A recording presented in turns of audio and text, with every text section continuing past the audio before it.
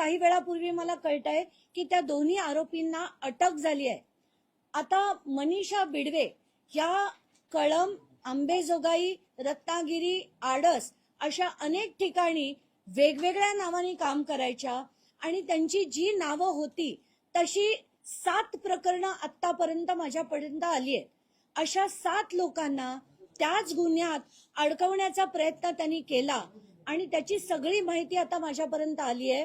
आणि हे सगळं प्रकरण त्याच्यात मसाजोगचे जे ग्रामस्थ आहेत ते ग्रामस्थ देखील आज कळंबला जाऊन त्यांच्यावरची सगळी चौकशी नीट योग्य पद्धतीने करावी अशी विनंती कळंबच्या अधिकाऱ्यांना देखील करणार आहेत।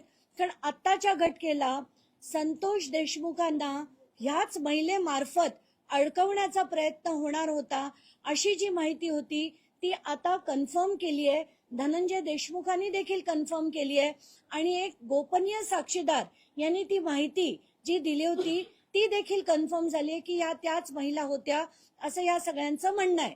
तर आत्ताच्या घटनेला विनंती आहे तिथल्या पोलिसांना की कुठल्याही दबावाला बळी न पडता त्यांनी याच्यावर व्यवस्थित चौकशी करावी। याच्यात धनंजय मुंडेंचा काय रोल होता या महिलेबद्दलचा आणि त्यांनी एका खासदारांच्या एका व्यक्तीला कसा त्रास दिला याची माहिती देखील आज संध्याकाळपर्यंत पूर्णपणे माझ्याकडे येईल आणि ती आल्यानंतर अतिशय धक्कादायक अशी ती माहिती आहे ती देखील मी वेगळी आपल्या माध्यमांपुढे नक्कीच ठेवेन। अशी एक माहिती मिळते की ह्याच महिलेची जेव्हा हत्या करण्यात आली त्या प्रकरणातील जे आरोपी आहे तो चक्क 2 दिवस त्याच मृतदेहासोबत झोपला। त्यानंतर जो दुसरा आरोपी आहे त्याला तो मृतदेह दाखवला देखील। मला ही जी आता भयानक माहिती जी मिळतेय जी माध्यमांकडूनच येते ती ऐकून अतिशय म्हणजे किती विकृती आहे या सगळ्या लोकांमध्ये आणि ही खरंच बाहेर आली पाहिजे। म्हणजे याच्या पुढे तरी हे सगळं संपलं पाहिजे। म्हणजे काल मी हा विषय मुद्दाम का लावून धरला कारण अशा ज्या महिला यांचा वापर केला जातोय लोकांना अडकवण्यामध्ये हे सगळं थांबायला हवं। आणि असे जर प्रकार झाले असतील की तो एक आरोपी त्या प्रेताबरोबर 2 दिवस त्यांनी काढले असतील तर याच्यापेक्षा जास्त विकृत असं काय असू शकेल। माझं तर डोकं सुन्न होतं हे सगळं ऐकून आणि खूपच डिस्टर्ब व्हायला होतंय। आणि कोणाचा तो याचा